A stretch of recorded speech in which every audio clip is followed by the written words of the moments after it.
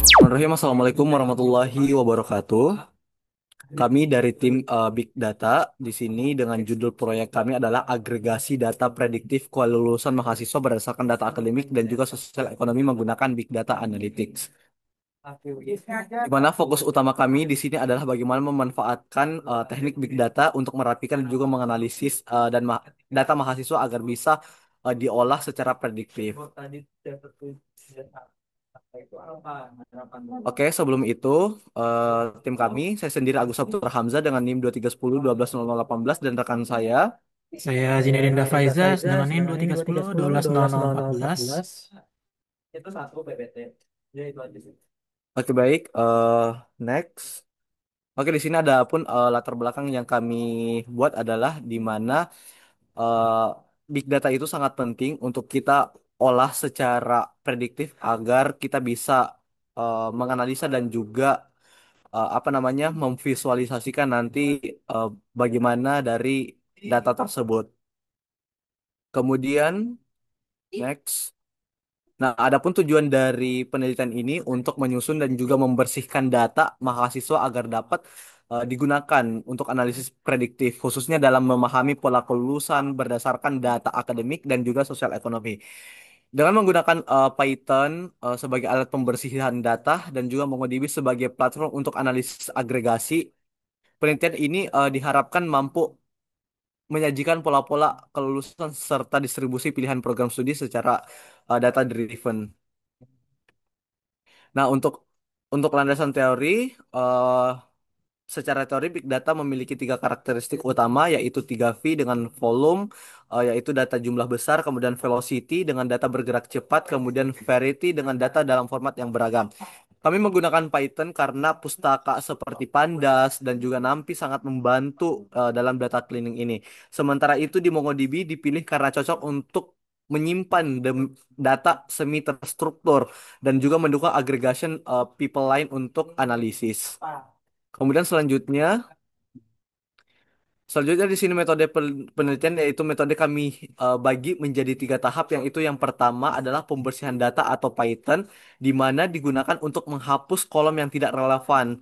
Kemudian yang kedua adalah normalisasi nama kolom dan juga isi data, kemudian mengonversi nilai UN ke numerik, kemudian menghapus duplikasi dan juga nilai kosong. Kemudian yang kedua adalah normalisasi data dengan Excel di mana data dipecah menjadi beberapa entitas seperti mahasiswa, sekolah, jalur, prodi dan juga pilihan. Di mana setiap entitas itu diberi primary key untuk saling terintegrasi table antar table. Kemudian yang ketiga adalah agregasi data di MongoDB di mana menggunakan aggregation people line untuk menghasilkan informasi-informasi penting yang akan kita agregasi dalam analisis tersebut. Kemudian selanjutnya, nah masuk ke data cleaning dengan menggunakan Python di sini yang pertama adalah di mana kita mengambil data dulu, data dari Kaggle di mana kami mengambil data kelulusan mahasiswa untuk mendaftar di sebuah perguruan tinggi, di mana untuk langkah yang pertama adalah mengimport database dari Kaggle lalu dimuat dengan menggunakan Pandas ke dalam Python. Bisa kita lihat untuk apa namanya? Back dulu. Baik dulu. Nah, untuk cara mengimportnya itu kita bisa menggunakan kode yang ada di layar ini. Setelah berhasil dimuat, data akan ditampilkan menggunakan perintah berikut untuk melihat struktur awalnya dan juga hasilnya akan seperti ini dalam bentuk print DF head-nya. Bisa di next. Oke. Nah, di sini visualisasi awal datanya di tahap ini kami mengecek tampilan data mentah secara langsungnya. Disinilah kami mulai menemukan permasalahan seperti kolom yang tidak relevan, kemudian format nama kolom yang tidak seragam dan juga potensi nilai duplikat. Next.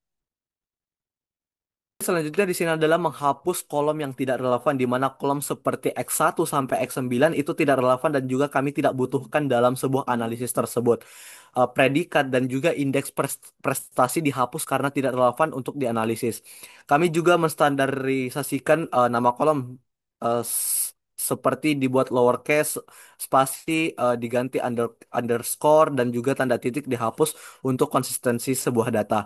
Nah, bisa kita lihat di sini untuk menghapus kolom yang tidak relevan, kemudian normalisasi pada nama kolom seperti dimuat huruf kecil, spasinya, dan segala macamnya. Oke, next. Oke, selanjutnya untuk normalisasi kolom dan juga nilai, contohnya dalam kolom bidik misi diubah menjadi kolom jalur. Kami juga menyesuaikan nilai pada kolom seperti jenis kelamin menjadi format L dan juga P. Seluruh kolom seperti sekolah, kabupaten, dan provinsi dan juga pilihan prodi juga distandarisasikan. Di mana di sini kita bisa lihat untuk kodenya yang kami gunakan dalam Python untuk prinsipnya adalah untuk mengganti nama kolom bidik misi menjadi jalur dengan df rename. Kemudian untuk melihat kolom apakah sudah sesuai atau belum itu dengan df print kolom. Oke, kemudian next selanjutnya.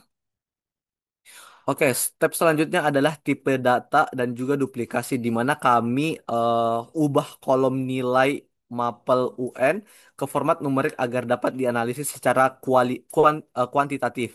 Kemudian kami juga menghapus baris yang duplikat dan juga mengecek nilai kosong atau missing value. Hasil analisis tetap valid di sini.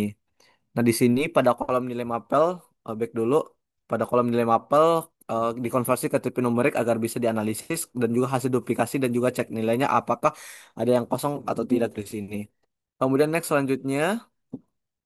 Nah, di sini kami selanjutnya adalah tahapan untuk standarisasi nilai teks di mana ada banyak variasi penulisan seperti bidik misi yang di mana penulisan sebenarnya adalah bidik sambung misi. Kemudian DKI Jakarta yang di mana format penulisannya itu harusnya DKI Jakarta itu menggunakan huruf kapital tapi ketika kita mengecek unikinya itu ada tulisan DKI Jakarta. Nah, kita ganti dengan replace. Kemudian menjadi bentuk yang seragam agar tidak menjadi pengelompokan data yang salah saat agregasi nanti dilakukan dalam MongoDB. Kemudian selanjutnya,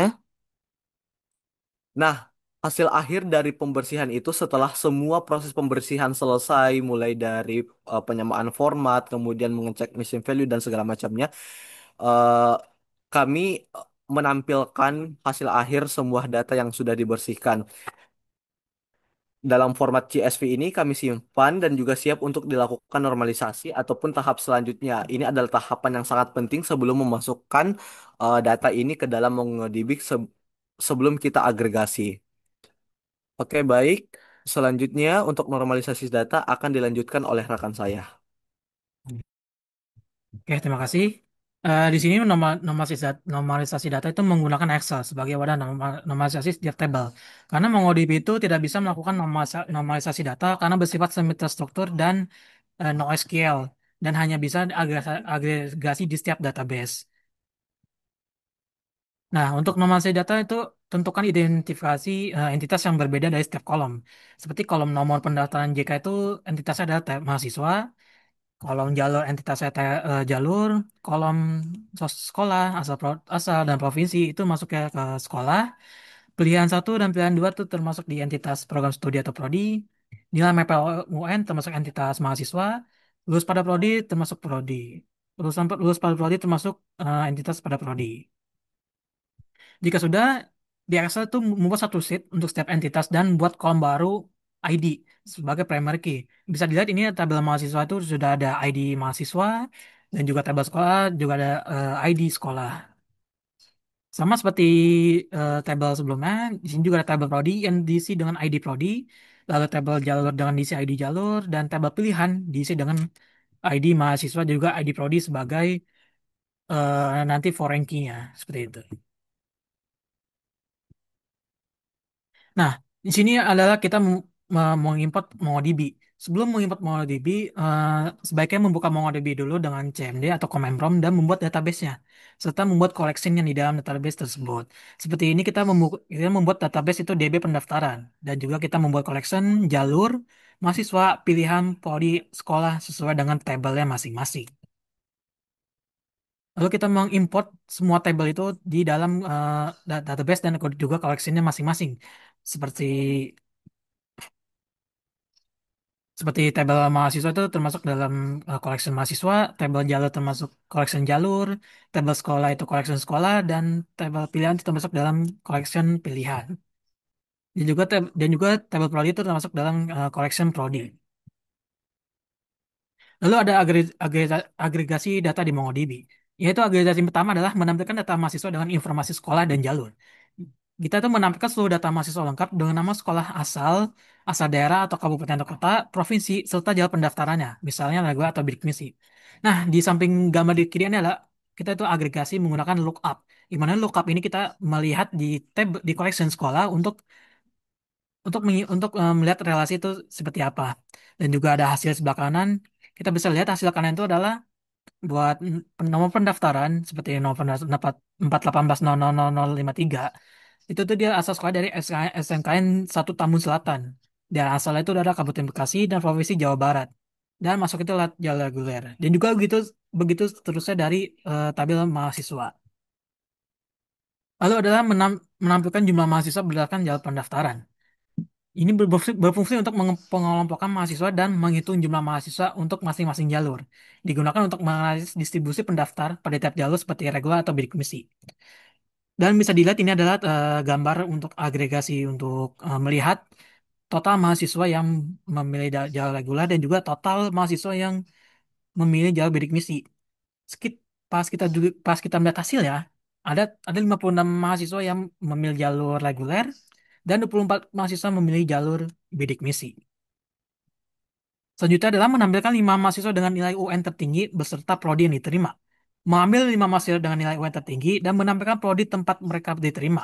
Memberikan wawasan tentang kualitas akademik tertinggi di antara pendaftar dan mendistribusi program studi favorit di kalangan mahasiswa berprestasi. Dan sebelah kiri itu ada agregasinya seperti apa dengan lookup dari prodi. Dan juga kita melihat nomor pendaftarannya itu berapa dan juga nilai MPL UN itu berapa agar bisa terlihat eh, top top 5 nilai UN terbaik dan lulus. Seperti itu. Lalu ada jumlah mahasiswa yang diterima di masing-masing program studi. Ini dimana tuh kita melihat mahasiswa apa saja yang diterima di program studi dan juga yang ada yang tidak lulus. Yang dimana ada di kiri itu ada agregasinya seperti ID lulus prodi itu berapa dan jumlah diterimanya itu udah berapa. Dan kita lihat hasilnya itu adalah jumlah diterima itu 61 tapi 6 prodi itu tidak lulus. Dan juga ada jumlah diterima 9, 6 prodi itu agribisnis dan seterusnya diterima di program studi masing-masing. Lalu ada program studi terpopuler berdasarkan pilihan mahasiswa. Kita menggunakan agregasi ini untuk melihat jurusan mana yang terpopuler dipilih oleh mahasiswa. Seperti di gambar sebelah kiri adalah agregasi itu seperti apa. Lalu di kanan ada hasilnya. Ada 21 eh, prodi yang dipilih yaitu adalah manajemen.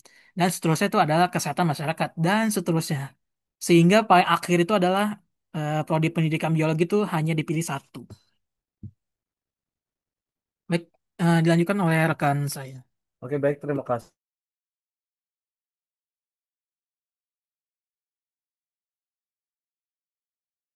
Lupa dulu. Oke, baik. Terakhir, sebagai kesimpulan, berdasarkan hasil analisis data mahasiswa menggunakan pendekatan Big Data, dapat disimpulkan bahwa penggunaan Python dan juga MongoDB secara bersama-sama mampu membantu dalam memahami informasi akademik dan juga sosial ekonomi mahasiswa.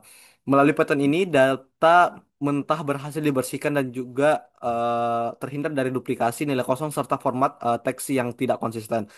Setelah itu, data dinormalisasikan di Excel agar lebih rapi dan juga mudah dianalisis.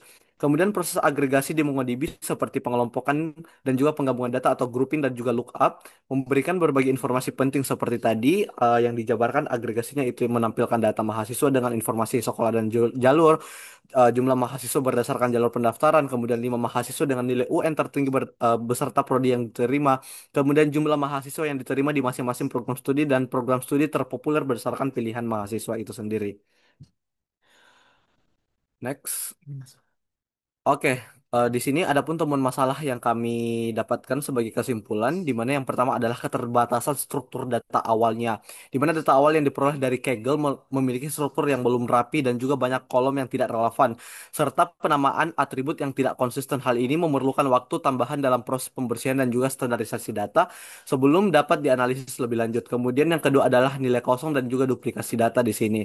Kemudian yang ketiga adalah terdapat sejumlah nilai kosong atau missing value dan baris yang duplikat dalam data mentah. Jika tidak ditangani dengan benar, hal ini dapat mengganggu akurasi hasil analisis. Oleh karena itu, proses data cleaning dengan Python harus dilakukan secara hati-hati agar dapat tetap representatif.